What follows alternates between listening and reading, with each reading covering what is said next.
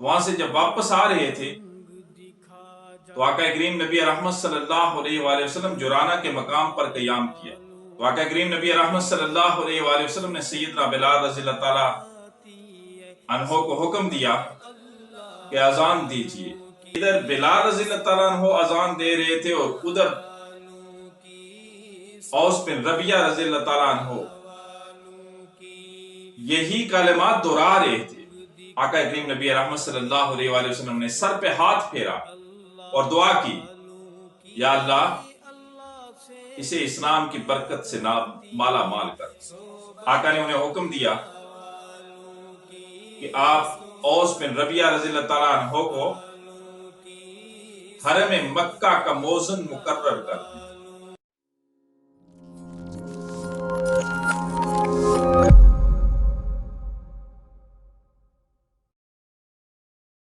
اوس بن ربیعہ رضی اللہ تعالیٰ عنہ، پتہ یہ کون تھے؟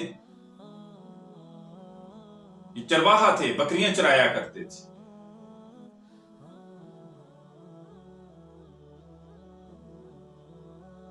تو فتح مکہ کے بعد آقا کریم نبی رحمت صلی اللہ علیہ وآلہ وسلم اپنے غلاموں کے ساتھ وادی حنین کی طرف گئے. وادی حنین سے واپسی کا سفر تھا. اللہ نے غزوہ حنین میں مسلمانوں کو بڑی کامیابی دی، فتح دی. وہاں سے جب واپس آ رہے تھے تو آقا کریم نبی رحمت صلی اللہ علیہ وآلہ وسلم جرانہ کے مقام پر قیام کیا. خیمے لگائے جرانہ کے مقام پہ، رکے آقا کریم نبی رحمت صلی اللہ علیہ وآلہ وسلم. ظہر کا وقت تھا. تو آقا کریم نبی رحمت صلی اللہ علیہ وآلہ وسلم نے سیدنا بلال رضی اللہ تعالیٰ عنہ کو حکم دیا کہ اذان دیجئے. سیدنا بلال رضی اللہ تعالیٰ عنہ اذان دیتے ہیں. اللہ اکبر کی صدا بلند کرتے ہیں.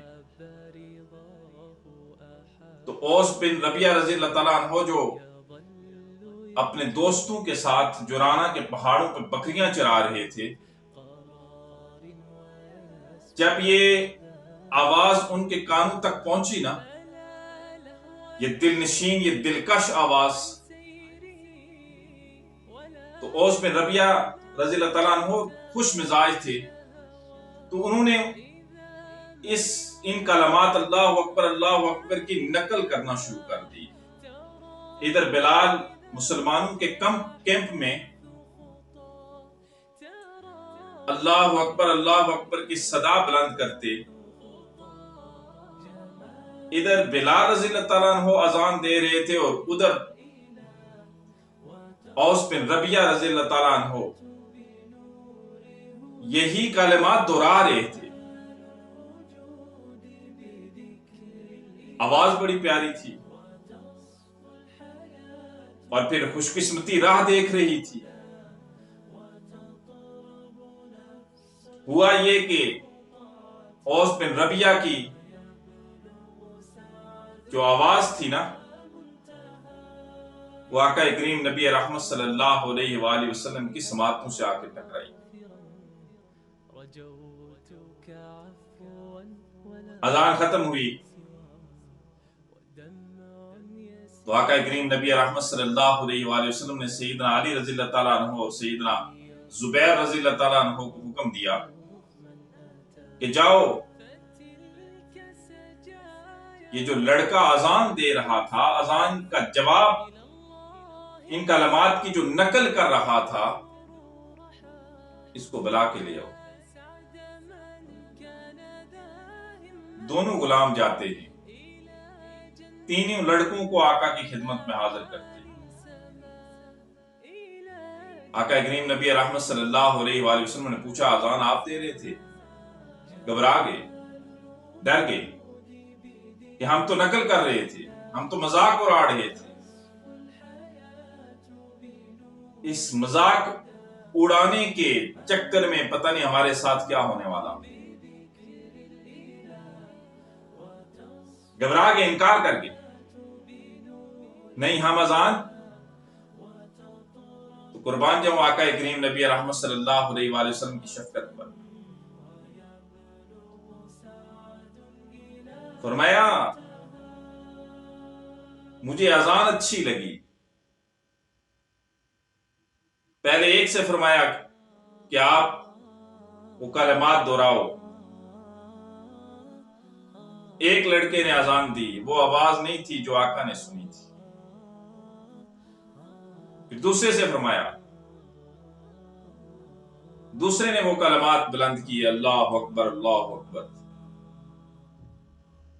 یہ بھی وہ آواز نہیں تھی جو آقا کریم نبی رحمت صلی اللہ علیہ وآلہ وسلم کی سماعتوں سے ٹکرائی تھی. اب تیسرے سے فرمایا، یہ اوس بن ربیعہ رضی اللہ تعالیٰ عنہ تھے. یہی وہ آواز تھی جو آقا کریم نبی رحمت صلی اللہ علیہ وآلہ وسلم نے سنی تھی.